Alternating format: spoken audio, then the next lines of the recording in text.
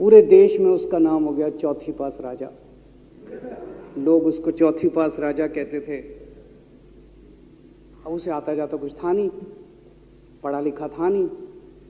अफसर आते, कुछ कुछ अंग्रेजी में चपर चपर करते, उसको समझ नहीं आता। अफसर जो मर्जी उससे साइन करा के ले जाते, जो मर्जी उससे साइन करा के ले जाते। अब वो कुछ पूछे अफसरों से तो उसे भी शर्म आती थी कि मैं पूछूंगा तो उनको लगेगा अनपढ़ आदमी है, पता चल जाएगा।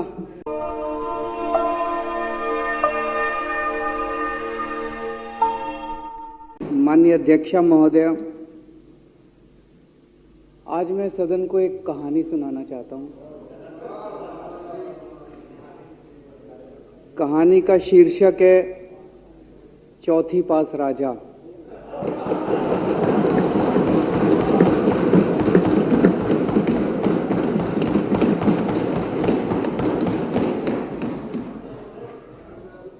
आपने बचपन में राजा रानी की बहुत कहानियां सुनी होंगी। मेरी कहानी में रानी नहीं है,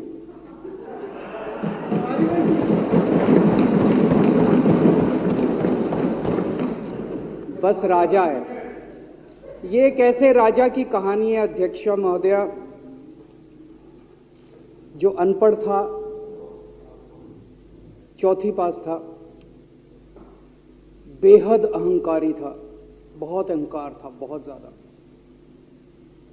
और पैसे की इतनी हवस थी, इतना भ्रष्टाचारी था, इतना भ्रष्टाचारी राजा था। ये एक महान देश की कहानी है। एक बहुत महान देश था, कई हजार साल पुराना देश। उस देश में एक गांव में एक बहुत गरीब परिवार में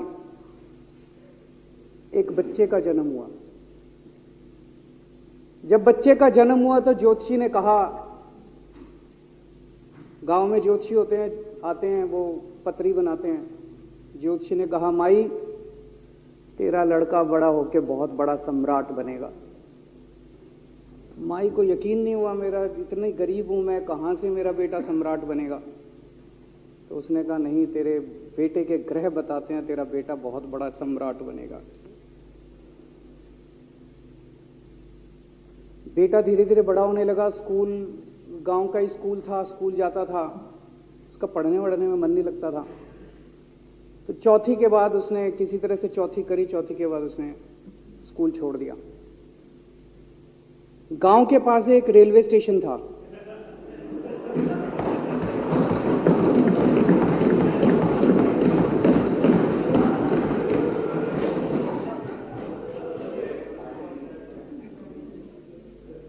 तो घर का खर्चा चलाने के लिए वो लड़का वहां स्टेशन पे चाय बेचता था। लड़के को भाषण देने का बड़ा शौक था।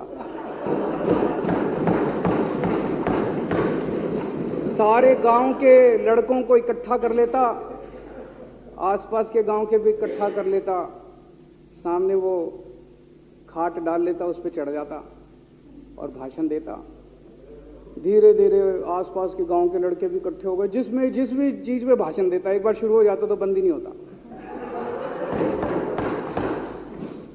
अब ज्योतिषी ने कहा था, लड़का बड़ा हुआ, बड़ा होके एक दिन उस महान देश का वो राजा बन गया। पूरे देश में उसका नाम हो गया चौथी पास राजा। लोग उसको चौथी पास राजा कहते थे। अब उसे आता जाता कुछ था नहीं, पढ़ा लिखा था नहीं। अफसर आते, कुछ कुछ अंग्रेजी में चपर चपर करते, उसको समझ नहीं आता। अफसर जो मर्जी उससे साइन करा के ले जाते, जो मर्जी उससे साइन करा के ले जाते। अब वो कुछ पूछे अफसरों से तो उसे भी शर्म आती थी कि मैं पूछूंगा तो उनको लगेगा अनपढ़ आदमी है, पता चल जाएगा। तो उसके भी दिल में ये रहता था, यार मैं पूछूं ना पूछूं। पता नहीं किस किस चीज पे उसने चौथी पास राजा ने साइन कर दिए। फिर धीरे धीरे राजा को ये बुरा लगने लगा, यार ये मेरे को चौथी पास कहते हैं। तो उसने एक फर्जी डिग्री बनवा ली। कहीं से फर्जी डिग्री बना के ले आया एमए की। बोला मैं एमए हूं। लोगों को लगा यार ये तो ठीक नहीं है, ये तो फर्जी डिग्री हम बना के ले आया हमारा राजा। तो लोगों ने आरटीआई डाली। जो आरटीआई डालता उस पर 25,000 रुपये जुर्माना।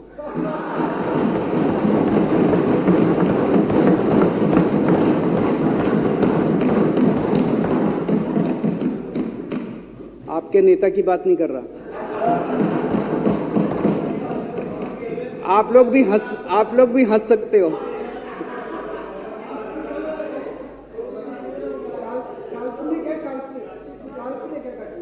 तो जो आरटीआई डाले उसको 25,000 रुपए का जुर्माना, जो आरटीआई डाले उसको 25,000 रुपए का जुर्माना।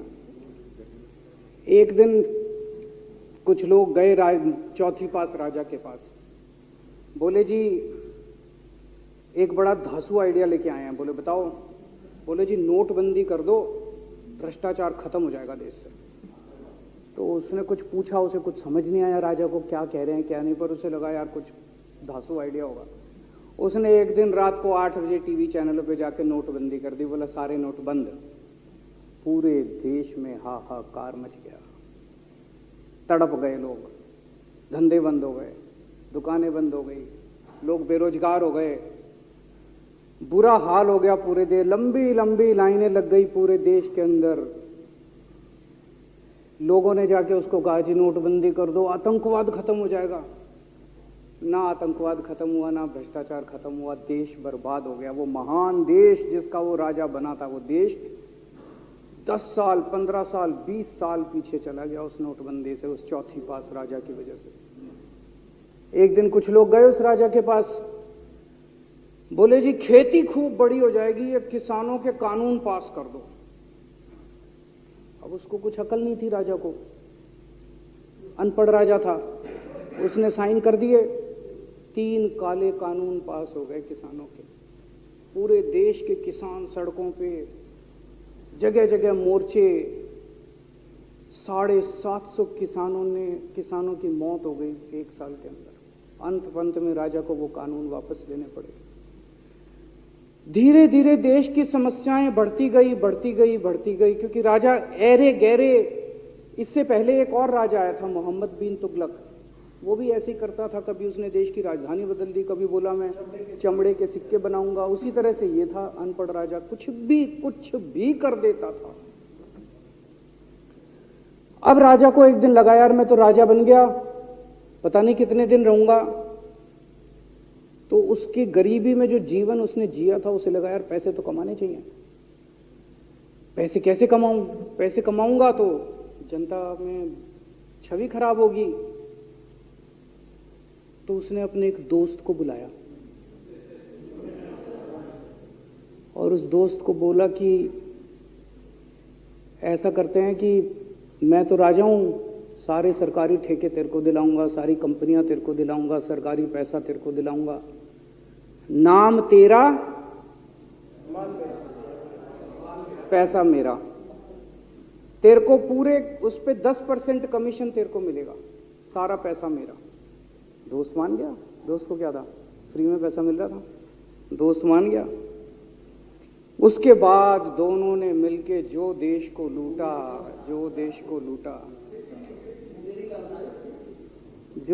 लूटा। सबसे पहले वो दोस्त आया, बोला सर सबसे पहले बैंकों को लूटते हैं। तो वो बोला वो कैसे यार, बैंकों को लूटेंगे तो ये तो ठीक नहीं है। बोला नहीं ऐसे करते हैं, आप किसी बैंक के चेयरमैन को बुलाओ, उसको बोलो कि वो मेरे को लोन देगा। तो बोला लोन देगा तो वापस करना पड़ेगा। बोला वापस कौन करेगा, वापस थोड़ी करना है, आप राजा हो, वापस नहीं करना, लोन दिला दो बस। तो राजा ने एक बैंक के चेयरमैन को बुलाया, बोला इसको लोन दे। तो वो चेयरमैन की सिट्टी पिट्टी गुम हो गई, यार मैं तो मर जाऊंगा, फंस जाऊंगा, वो भाग गया। तो फिर उन्होंने ढूंढ ढांड के एक ऐसा चेयरमैन चुना जो कि सरासर भ्रष्टाचारी, जिसके ऊपर 10 फाइलें खुली हुई, जिसके ऊपर 10 केस चल रहे, उसको बुलाया। बोला देख तेरे को चेयरमैन बना रहे हैं, अब तू 10,000 करोड़ रुपए दे दे इसको, नहीं तो तेरे को जेल भेजेंगे। जेल जाना है कि पैसे दे रहा है? उसने कहा माई बाप मैं जो कहोगे जहां कहोगे साइन कर दूंगा। उसने 10,000 करोड़ रुपए का लोन उसके दोस्त को दे दिया। ऐसे करते करते लाख 2 लाख करोड़ रुपए इन्होंने बैंकों से लूट लिए। राजा ने, चौथी पास राजा ने और उसके दोस्त ने मिलकर 2-2.5 लाख करोड़ रुपए बैंकों से लूट लिए। अब बैंकों से पैसा लूटने के बाद उन्होंने देश को खरीदना चालू किया। सबसे पहले उन्होंने देश के एयरपोर्ट खरीदे, पहले 6 एयरपोर्ट खरीदे, फिर उन्होंने बिजली कंपनियां खरीदी, फिर उन्होंने बिजली के दाम बढ़ा दिए पूरे देश के अंदर, फिर उन्होंने सी पोर्ट खरीदने चालू कर दिए, फिर उन्होंने कोयले खदानें ले ली, फिर इन्होंने पुलिस को भेज भेज के जो लोगों की कंपनियां थी, प्राइवेट लोगों की कंपनियां, यहां बंदूक रख रख के उनकी कंपनियां छीन ली राजा ने और उसके दोस्त ने। हाहाकार मच गया पूरे देश के अंदर। इतनी महंगाई हो गई, इतनी महंगाई हो गई पूरे देश में। पहले गैस 400 रुपए सिलेंडर होती थी, चौथी पास राजा के आने के बाद 1100 रुपए सिलेंडर हो गई। पहले पेट्रोल 71 रुपए होता था, 97 रुपए हो गया। पहले डीजल 57 रुपए होता था, 90 रुपए लीटर हो गया। जब पेट्रोल के दाम बढ़ गए, डीजल के दाम बढ़ गए, तो सारी चीजों के दाम बढ़ गए देश के अंदर। हाहाकार मच गया, सब चीजों पे इसने और इसके दोस्त ने कब्जा। दूध पहले 46 रुपए होता था, 66 रुपए लीटर हो गया। बच्चों को माएँ दूध पिलाने लायक नहीं बची, घरों के अंदर छोटे छोटे बच्चों के दूध छीन लिए इसने राजा ने। सरसों का तेल 90 रुपए लीटर होता था, 214 रुपए हो। बताओ, धीरे धीरे पूरे देश में हाहाकार मच गया। लोग अब राजा के खिलाफ आवाज उठाने लगे, लोग उसके खिलाफ बोलने लगे। तो राजा ने कह दिया, जो मेरे खिलाफ बोलेगा पकड़ के जेल में डालो। एक के बाद एक राजा ने लोगों को पकड़ पकड़ के जेल में डालने शुरू कर दिया। किसी ने राजा का कार्टून बना लिया, उसको भी जेल में डाल दिया। किसी ने राजा का नाम गलत ले दिया, उसको भी जेल में डाल दिया। किसी टीवी चैनल वाले ने राजा के खिलाफ लिख दिया, उसको भी पकड़ के जेल में डाल दिया। किसी जज ने राजा के खिलाफ कोई ऑर्डर कर दिया, उसको भी पकड़ के जेल में डाल दिया। ना जजों को छोड़ा, ना पत्रकारों को छोड़ा, ना मीडिया को छोड़ा, ना व्यापारियों को छोड़ा, ना उद्योगपतियों को, किसी को नहीं छोड़ा। राजा ने पकड़ पकड़ के उसने चौथी पास राजा ने सबको जेल में डालना चालू कर दिया। एक महान देश कहां से कहां पहुंच गया। उसी देश के अंदर एक छोटा सा राज्य था, उस राज्य का एक मुख्यमंत्री था।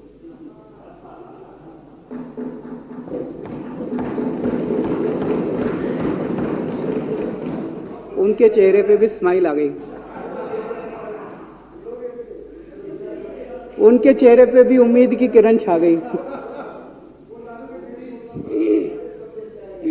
वो मुख्यमंत्री अपने लोगों का खूब ख्याल रखता था। वो मुख्यमंत्री कट्टर ईमानदार था। वो मुख्यमंत्री कट्टर देशभक्त था। वो मुख्यमंत्री पढ़ा लिखा था।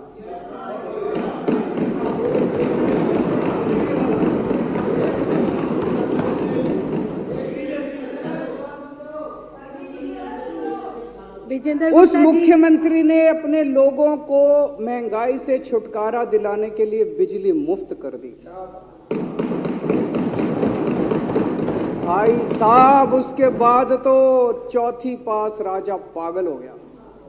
उसने बुला के जो हड़काया उस मुख्यमंत्री को कि तेरी हिम्मत कैसे हुई। उसे लगा राजा ने तो सारी बिजली कंपनियों पे कब्जा कर रखा था। उसे लगा अगर ये बिजली मुफ्त करने लग गया तो बाकी देश में तो मेरा बेड़ा गर्क, मेरी बिजली कंपनियां लुट जाएंगी, ऐसे कैसे चलेगा। उसने उसको कहा, खबरदार, तूने बिजली मुफ्त की। मुख्यमंत्री नहीं माना। धीरे धीरे उस मुख्यमंत्री ने अपने गरीबों के स्कूल ठीक करने चालू कर दिए। तो राजा ने उसको बुला के और हड़काया। राजा बोला, ये क्या कर रहा है तू, स्कूलों के में बच्चों को पढ़ाता है, तू स्कूल खोल रहा है, ये बंद कर, ये सब, ये नहीं चलेगा इस देश का। वो नहीं माना मुख्यमंत्री। फिर उसने मुख्यमंत्री ने सबके इलाज मुफ्त कर दिया, सबके लिए शानदार मोहल्ला क्लिनिक खोल दिए, इलाज मुफ्त कर दिया। राजा तो बिल्कुल ही पागल हो गया। धीरे धीरे जनता को पता चला कि राजा कैसा है। एक दिन लोगों ने उस राजा को उखाड़ के फेंक दिया।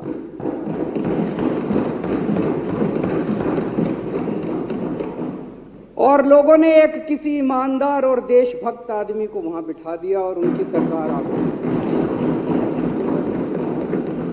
और उसके बाद देश से महंगाई खत्म हुई और देश रात दूनी चौगुनी तरक्की करने लगा।